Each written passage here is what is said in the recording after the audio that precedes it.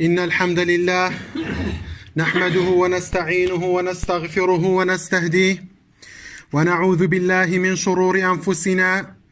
ومن سيئات أعمالنا. من يهده الله فهو المهتد ومن يضلل فلن تجد له وليا مرشدا. اللهم صل وسلم وزد وبارك وتكرم على نبينا محمد وعلى آله وأصحابه والتابعين وعلى أمته إلى يوم القيامة أجمعين. قال الله سبحانه وتعالى في كتابه الكريم: يا أيها الذين آمنوا اتقوا الله حق تقاته ولا تموتن يا أيها الناس اتقوا الله حق تقاته ولا تموتن إلا وأنتم مسلمون. يا أيها الذين آمنوا اتقوا الله وقولوا قولا سديدا يصلح لكم أعمالكم ويغفر لكم ذنوبكم ومن يطع الله ورسوله فقد فاز فوزا عظيما. يا أيها الناس إنا خلقناكم من ذكر وأنثى وجعلناكم شعوبا وقبائل لتعارفوا إن أكرمكم عند الله أتقاكم إن الله عليم خبير. أما بعد، فإن أصدق الحديث كتاب الله، وخير الهدي هدي محمد صلى الله عليه وسلم، وشر الأمور محدثاتها، فإن كل محدثة بدعة وكل بدعة ضلالة وكل ضلالة في النار. أما بعد، مسلمانانی عزیز و خۆشەویست، سەلام و ڕەحمەتی خوای گەورە لە هەموو لایەک بێت. خوای گەورە کۆبوونەوەمان لە ماڵەکەی خۆی بەمجەوە سارد و سەرمایە بە عیبادەت و توێشی و قیامەت حساب بکات و لێمان قبول بفەرمێت و هیدایەتمان دات، ئیخلاص و ئیستیقامان پێ بەخشێت و تەنها لەبەر ڕەزامەندی ئەو بێت. عزیزان و خۆشەویستان، هەمومان دەزانین کە ئاینی پیرۆزی ئیسلام هات چەندەها مەشەقەت و ناڕەحەتی تووشی پێغەمبەر و صلی الله علیه وسلم و ئەسحابەکانی بوو. هەر لە سەرەتای هاتنی ئاینی ئیسلامەوە، هەر لە سەرەتای ئەوەی کە وەحی بۆ پێغەمبەر صلی الله علیه وسلم دابەزی، خەڵکانێک هەبوون دژایەتی ئەم دینیان دەکرد، خەڵکانێک هەبوون ئاینی ئیسلامیان ڕەت دەکردەوە، لە کەسە نزیکەکانی پێغەمبەرەوە، لە عەشیرەت و لە قەومەکەی خۆیەوە دژایەتی دەکرا. بە جۆرێک لە جۆرەکان ئەزیەت و ناڕەحەتی نەما تووشی پێغەمبەر صلی الله علیه وسلم و ئەسحابەکانی نەکەن. هەر چۆنێک بیان توانی باە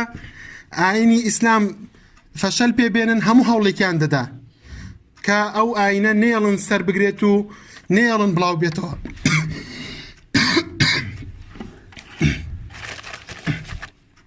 بەڵام وعدی خوای گەورەیە کە ئاینەکەی خۆی سەردەخات. خوای گەورە دەفەرمێت: وهو الذي أرسل رسوله بالهدى ودين الحق ليظهره على الدين كله ولو كره المشركون. خوای گەورە ئەو پێغەمبەرەی ناردووە بە دینێکی حەق و ڕاستەوە بۆ ئەوەی سەری بخا بەسەر هەموو دینەکانی تردا، هەرچەندێک کافر و مشریکەکانیش پێیان ناخۆش بێت، ئەو دینە هەر سەر دەکەوێت. بۆیە بەرەبەرە خەڵک دەهاتنە ناو بازنەی ئیسلامەوە،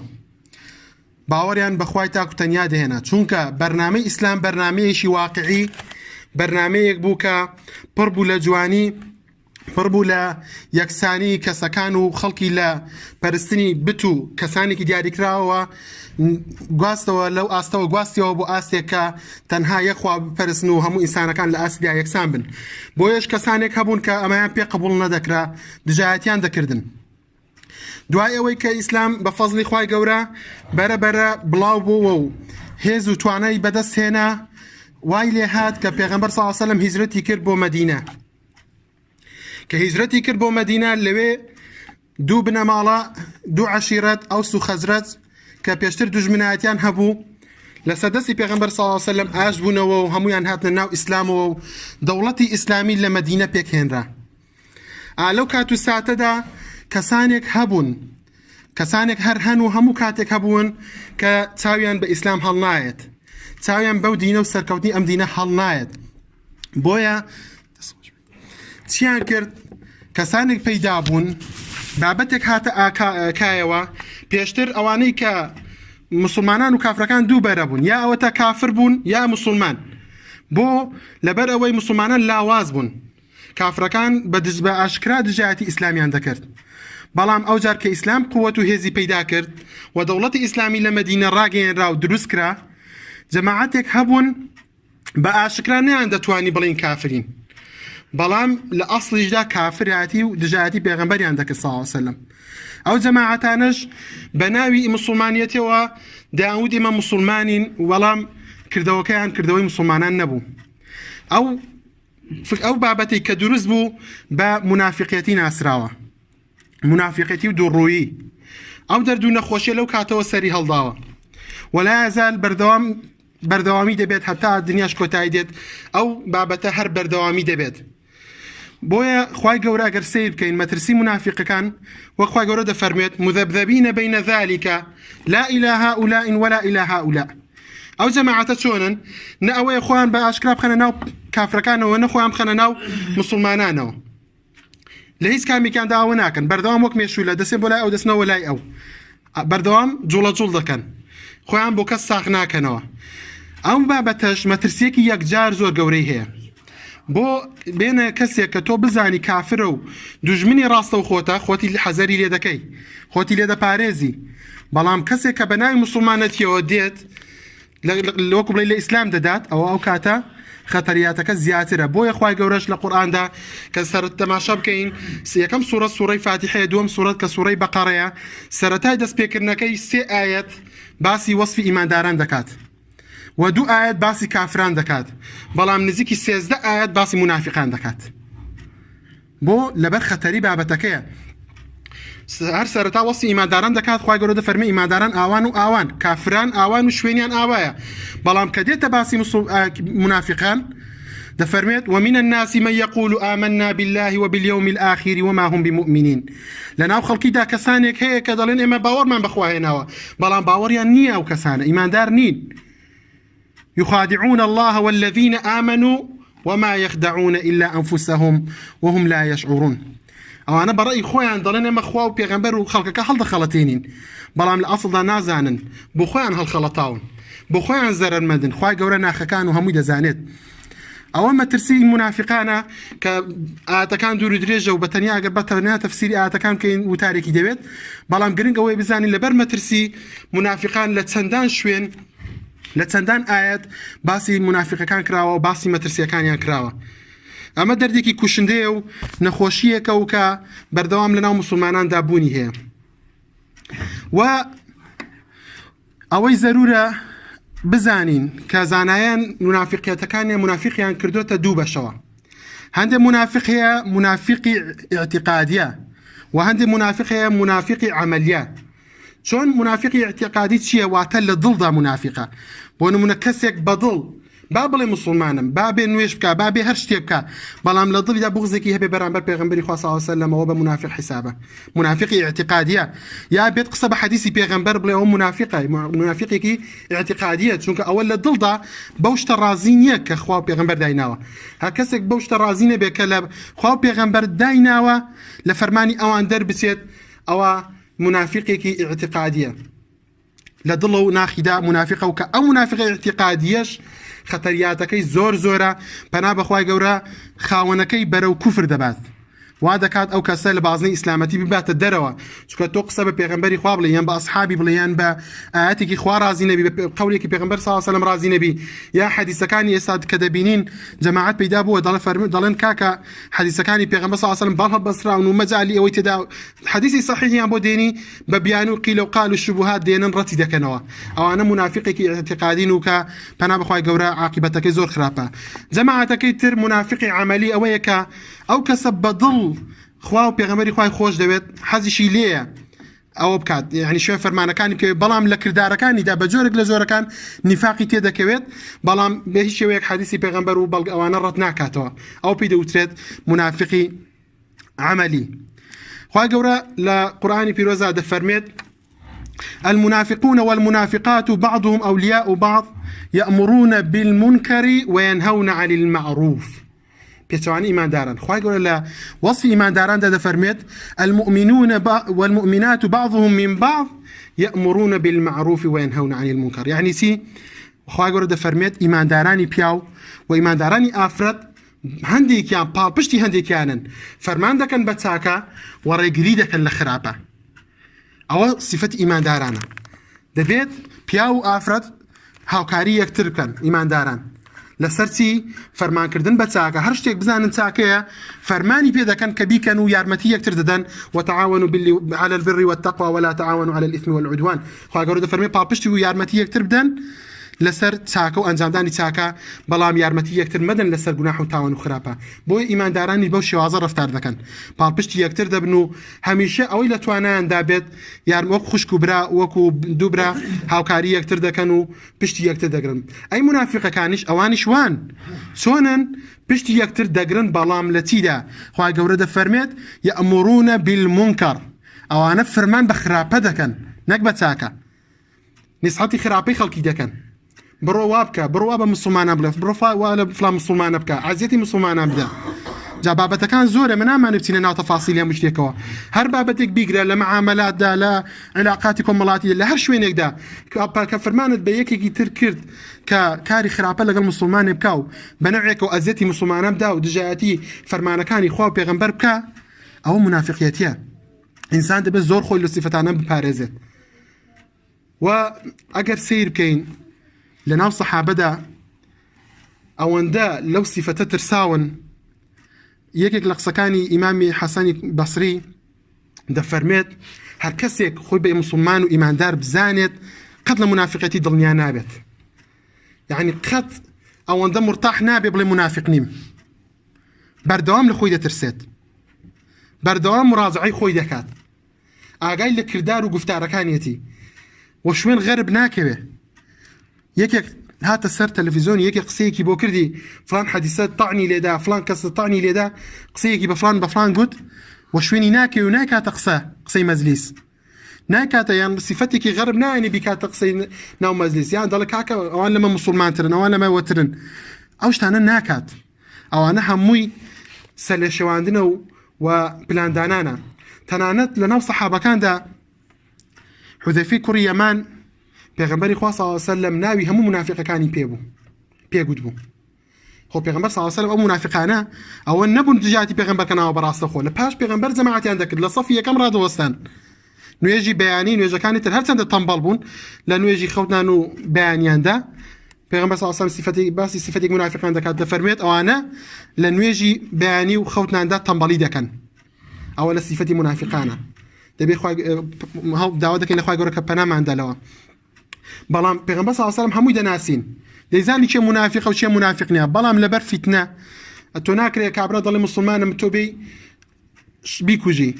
چونکە ئەو کات فیتنە دروست دەبێت ئاژاوە دروست دەبێت. تەنانەت جارێکیان پێغەمبەر صلی الله علیه و سلم غەنیمەی جەنگی دابەش دەکرد یەکێک لە منافقەکان وتی ئەی پێغەمبەر وتی ئەی محەممەد نەشی گوت ئەی پێغەمبەر ئەوەندە ببێ ڕێزیەوە وتی ئەی محەممەد لە خوا بترسە عەدالەتی بکە. پێغەمبەر صلی الله علیه و سلم لێی تووڕە بوو وتی ئەگەر من عەدالەتی فەرمووی ئەگەر من عەدالەتی نەکەم چی عەدالەتی دەکات. کوڕەکەی خۆی ئەو پیاوە وتی ئەی پێغەمبەری خوا ڕێگەم دە سەری بپەڕێنم چۆن ئەو وا بە تۆ دەڵێت فەرمووی نە با نەڵێن محەممەد هاتووە باب و کوڕی بە کوژ داوە شەڕی خستۆتە نێوانیانەوە چونکە ئەوانە دژمنی ناوخۆن کە دژمنی ناوخۆش بوت ناتوانانی هیچی بەرامبەر بکەی بۆ فیتنە و ئاژاوە و دروست دەبێت خەڵک لە ئیسلام دەتەکێتەوە. ناچار پێغەمبەر صلی الله علیه و سلم هەر چۆنێک بێت پێغەمبەر و سەحابەکان تەحملی وەزعەکەیان کرد و خۆیان دەپاراست بە جۆرێک کە ئیمامی عومەری کوڕی خەتاب یەکێکە لە عەشەڕەی مبەشەرە و هەر لە دنیادا مزگەنی بەهەشتی پێدراوە چوو بۆ لای حوذەیفەی کوڕی یەمان کە ناوی منافقەکانی لابووتی ئەی حوذەیفە سوێندت دەدەم بەخوای گەورە کە دەبێت پێم بڵێ ئایا من لە منافقەکانم یان نا. ئەگەر سیر بکەین ئیمامی عومەری کوڕی خەتاب بڵێت سوێندت دەدەم بەخوای گەورە پێم بڵێ داخۆ من لە منافقەکانم یان نا لە کاتێکدا بە نەسی ئایەت بە پێغەمبەری خوا صلی الله علیه و سلم مژدەی بەهەشتی پێداوە کە ئەوە لە بەهەشتدایە کەچی ئەوەندە لە خۆی ترساوە وتێتی قەت لە خۆم دڵنیا نابم کە لە منافقان نەبم. ئەوەندە بوو کە حوذەیفەی کوڕی یەمانیش پێی فەرموو نا ئەی عومەر تۆ دڵنیا بە لە ناویان دانین بەڵام لە دوای تۆ بە کەس ناڵم داخوا لەگەڵ یان نا بۆ ئەوەی دەرگای پرسیارکردن نەکرێتەوە ئەو دەرگایە دابخات. ئەگەر سیر بکەین دەردێکی زۆر کوشندەیە هەر بۆیەش بەهۆی مەترسی بابەتەکەوە بخوای گەورە لە قورئاندا دەفەرمێت ئەی محەممەد صلی الله علیه و سلم پێغەمبەری لێ ئاگادار دەکاتەوە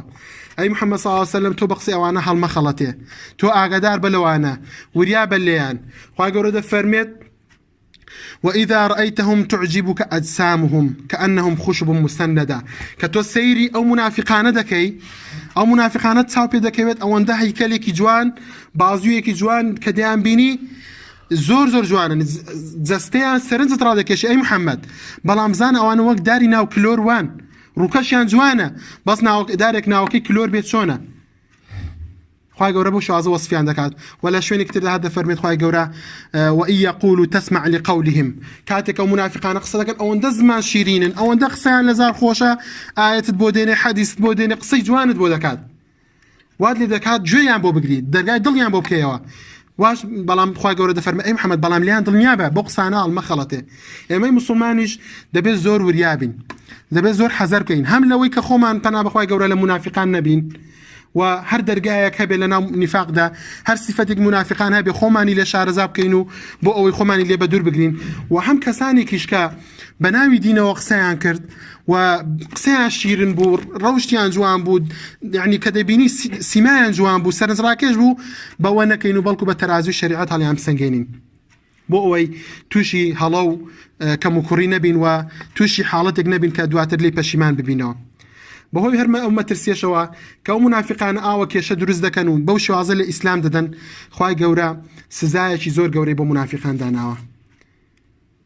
هەومان دەزانین کە کافرەکان شوێنیان جەهەنەمە و نایەنە دەر و ئیمانداران و مسلمانانیش بە پێی گوناح و تاوان دەستێڕێن و ئەوەی خوای گەورە بیەوێت دەهێنێتە دەر ئەوەی کە نەشێوێت لە دەمێنێتەوە تێیان بەڵام خوای گەورە لە قورئاندا دەفەرمێت إن المنافقين في الدرك الأسفل من النار ولن تجد لهم نصيرا منافق كان لبني دوزختان خرابتني شويني دوزخ شوية لا يعني كافر كان شويني خوشتر لمنافق كان خواهي قولوا فرمي إن المنافقين في الدرك الأسفل لنزمتين شويني جهنم دان ولن تجد لهم نصيرا لو رجج دا كسنية سريعا بخاتو نجات يمدا بويا درديك زور كشندية ودرديك زور خطرناكا وأجر سير كين صحابتون اللي ترساوا أو كاتب ما ترسيه كمان بودر دكويت وأو كاتب دبي مش مراجعي خمام كين نشانه كان منافق زورة كبيغمبر صلى الله عليه وسلم هم باسي كدو هم لآيات القرآن إيش كبخويني نوا صفة كان يعني باز دكات خواهي قورا كمنافقان شونو والصفات يعني شونو ورفتاريان شونا بلان بيغمبر صلى الله عليه وسلم الحديث يقدر فرميت آية المنافق ثلاث نشانه منافق سيشتي زور أساسي إذا حدث كذب كاتيك كخسي كدرويتي دا دكات بزاني لخصة كان ما درو دكين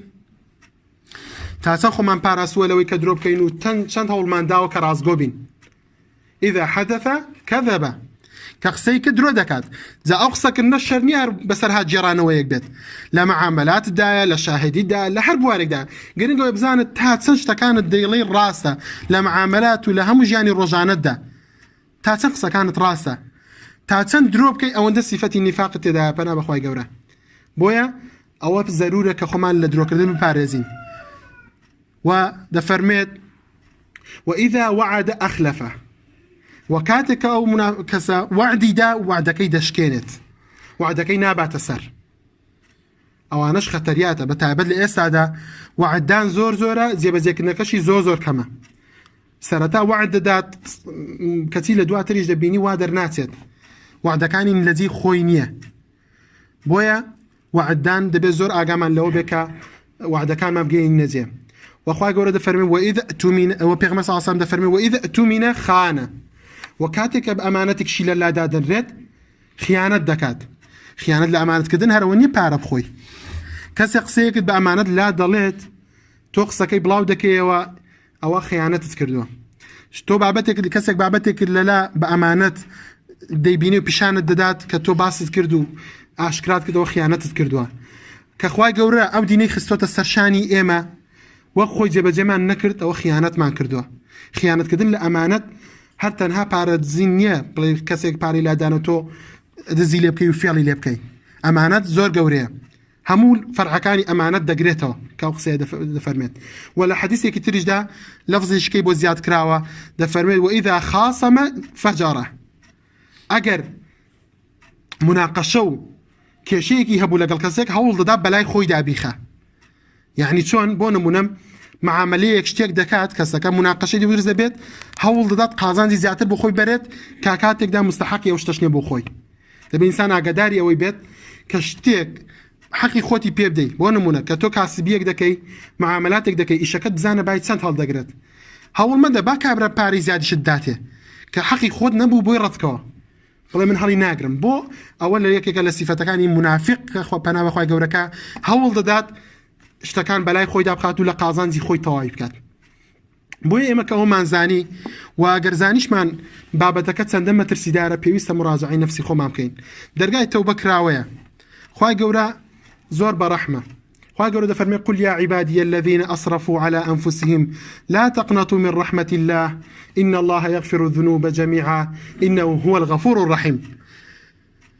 بڵێ ئەی محەممەد صلی الله علیه وسلم بەو بەندانم کە نقم بوون لە گوناح و تاوان ئەسرفوا یعنی زیادە ڕەویەکی زۆریان کردووە لە گوناح و تاواندا